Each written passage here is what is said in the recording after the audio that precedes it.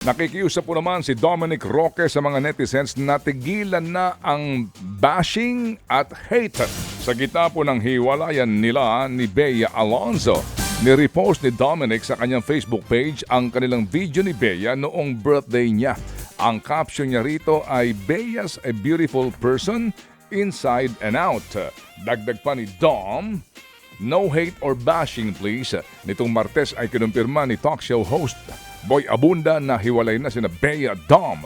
Hindi pa rin po nagbibigay ng pahayag ang dalawa tungkol sa kanilang hiwalayan blues. Ipinagtanggol ng aktresa si Beatriz So ang malapit na kaibigang si Bea Alonzo laban sa mga nambabash dito.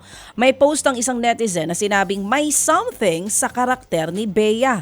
Kahit mayaman daw ang isang tao, kung may tinatago raw itong ugali, wala raw talagang magpapakasal dito. Ay, tama si Carla Abellana, no? People can really be so mean. Ang sagot naman dyan ni Beatriz, sinisiguro niya raw na walang something sa character ni Bea. Sina Beatriz, Bea, Dimples Romana ay malalapit na magkakaibigan mula pa nang magkasama sila sa pelikulang One More Chance noong 2007. Ted Filon at DJ Chacha ngayon nasa Radyo 5 92.3 News FM Monday to Friday 6 to 10 a.m.